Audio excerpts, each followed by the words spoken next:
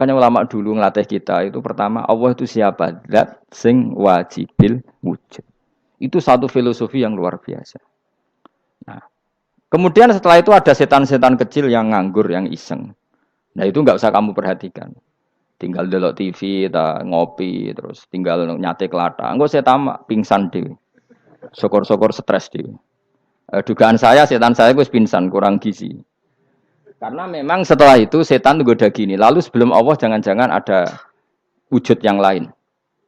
Jangan. Lalu Allah sendiri awal mulanya gimana? Kata Nabi, jika ada pertanyaan seperti itu kamu harus berhenti. Tinggal delok TV atau tinggal penting aja delok dangdutan. Ya kalau kepeksa ora apa-apa, kelasem ae. Saya tidak menghalalkan tapi kan sudah kamu lakukan. Karena itu lebih baik ketimbang pertanyaan filsafat. Banyak orang yang dulu sholat ketika sekolah filsafat tidak sholat. Alasannya sampai menemukan jati diri itu Tuhan. Dan itu bahaya sekali karena Nabi berkali-kali bilang kamu jangan mikir tentang Allah pasti rusak. Orang kok mungkin rusak dari Nabi pasti rusak.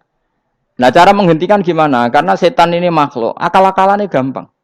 Tadi tak warai, saya sebagai ulama atau sebagai manusia atau sebagai orang awam atau sebagai siapa saja. Kadang ada pertanyaan seperti itu. Tak tinggal anggeling dharma, kan pusing setan. Ini kan ngenteni. Weh, ngenteni bar lo anggeling dharma. Bariku aku lesu mangan mie. Bar mangan mie waret turu. Kan dia ngenteni terus mau bikin was-was lagi. Ternyata saya sibuk kan enggak bisa masuk deh. Bangun tidur aku selali pertanyaan tadi. Dinteni. Nah, dia masuk lagi aku sibuk ngajak anak jalan-jalan. Jadi saya kalau jalan-jalan di pasar itu wis enteni tan santai wae. Itu memang resep dari Rasulullah. Jangan sampai orang terjebak filsafat yang sampai menanyakan eksistensi Tuhan. Dan dia tidak mau iman, tidak mau sholat, tidak mau puasa sampai menemukan Tuhan itu siapa. Itu jelas minas syaitonir rajim, itu perilaku setan. Makanya Rasulullah setiap ditanya sahabat gitu itu Nabi guyu-guyu. Dan guyunya Nabi itu kata Nabi, baguslah kalau kamu takut Tuhan kalah kata Nabi. Nabi gojlok gitu. Maka ada ulama yang punya seni berargumentasi yaitu Imam Ghazali. Jika setan tanya kamu lalu sebelum Allah jangan-jangan ada wujud yang sebelum Allah. Kata Imam Ghazali, ya itu saja yang Tuhan, yang Allah ini enggak jadi Tuhan. Ya berarti wujud sebelum Allah itu yang benar-benar Allah. Kalau kamu bayangkan lagi, jangan-jangan sebelum itu ada wujud lagi. Ya itu saja yang benar-benar Allah. Sehingga tetap Allah itu menang terus. Paham ya? Yang jelas jangan sampai didahului Adam. Karena kalau didahului Adam lebih ngeri lagi. Karena sesuatu yang enggak ada menciptakan yang ada. Itu lebih buruk lagi menurut akal. Menurut apa akal? Nah, daripada kamu enggak salim Imam Ghazali, tinggal saja ndelok. Tadi ndelok sinetron. Ndelok yang lucu-lucu aja. Ndelok sing lucu-lucu. Ndelok apa mencari Tuhan. Pokoke sing aneh-aneh, sing goblok-goblok, sing lucu-lucu. Sing perane wong apa?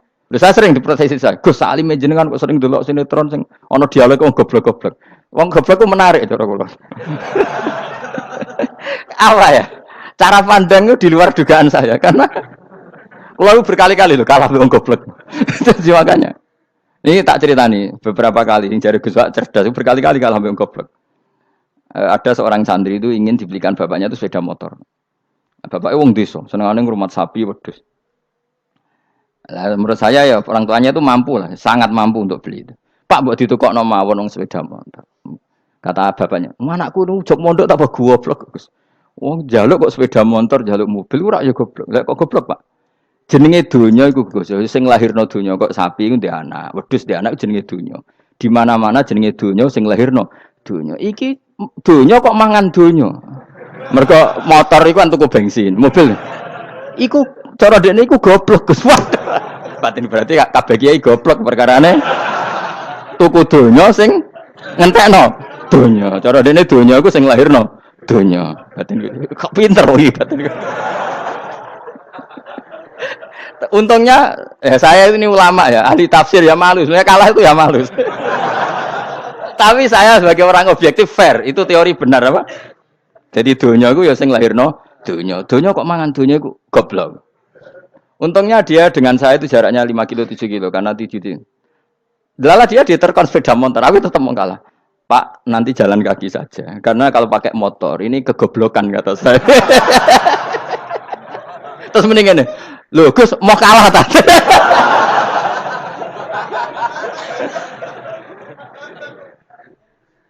Wah kacau.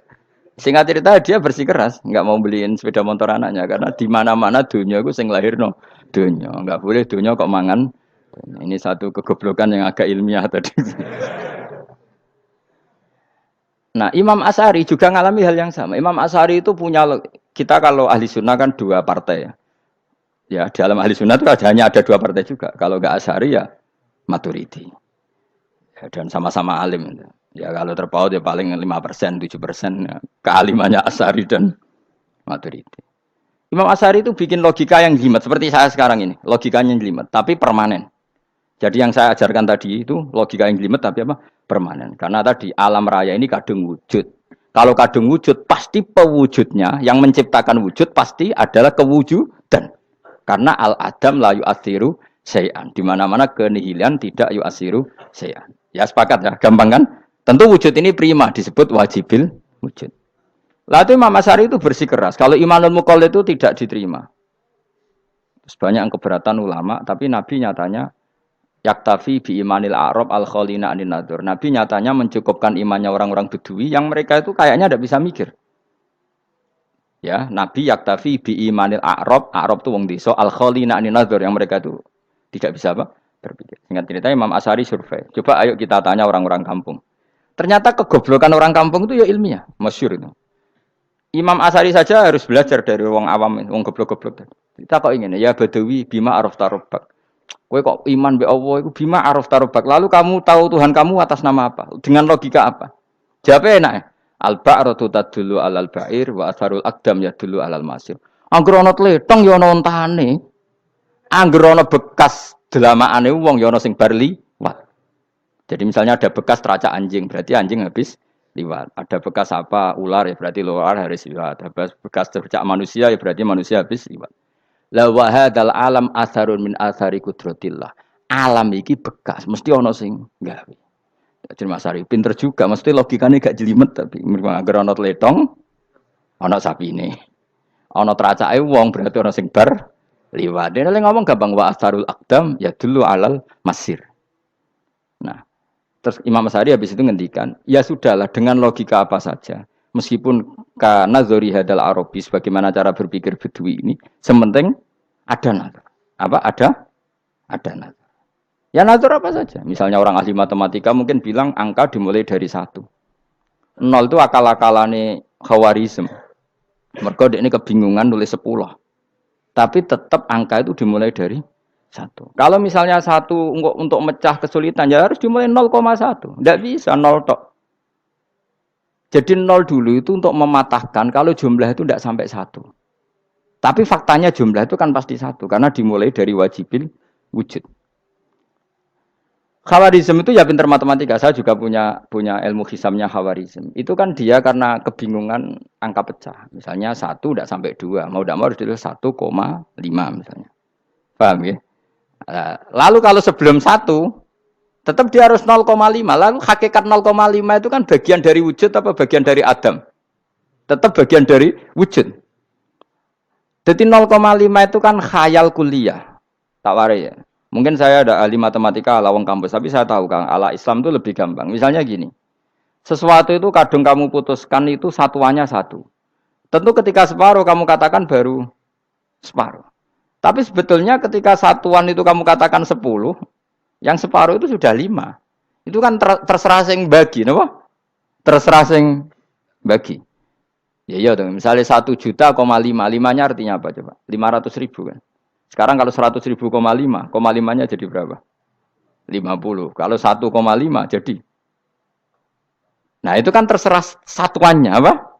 Tapi tetap dari 0,5 itu tetap menunjuk sesuatu yang wujud. Yaitu 5-nya sebetulnya apa? 5 yang separuh tadi.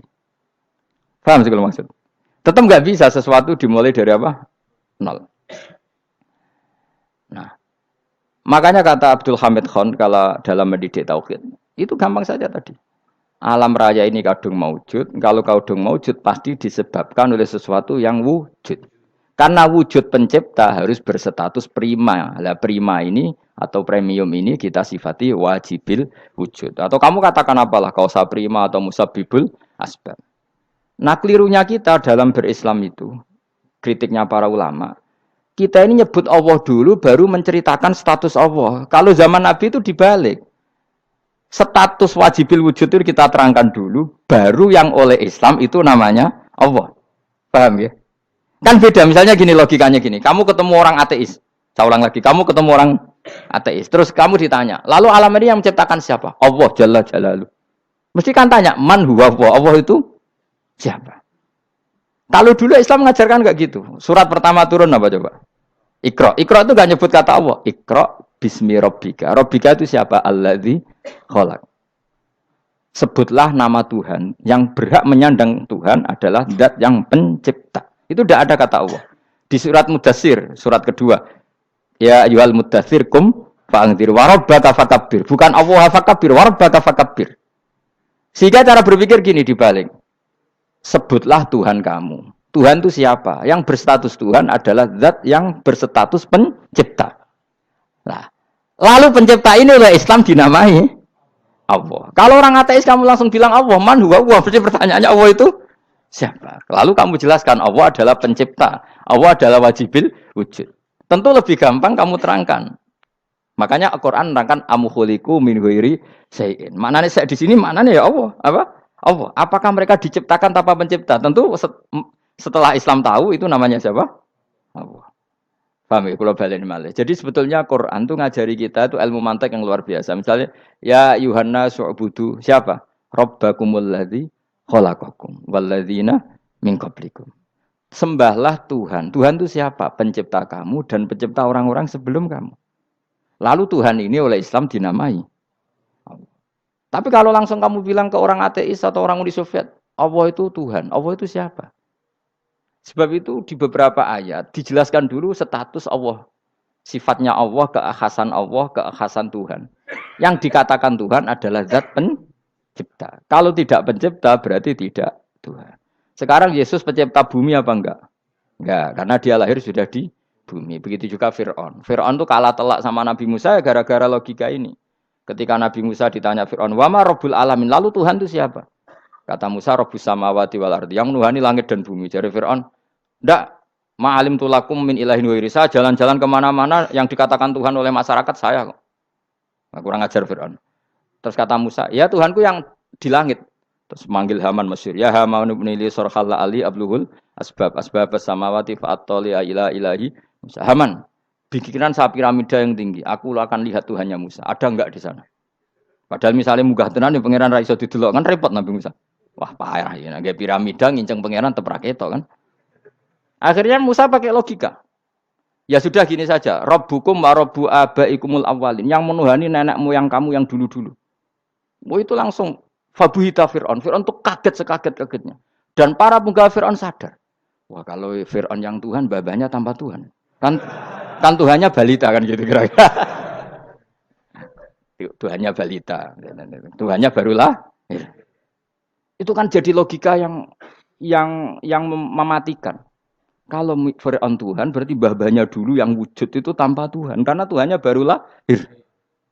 Ini ada Tuhan kok datang terlambat ini kan. Akhirnya para punggawanya Fir'aun iman. Macam gendeng ya. Fir'aun itu gendeng. Itu pentingnya logika Rabbukum wa rabbu abaikumul awwalin.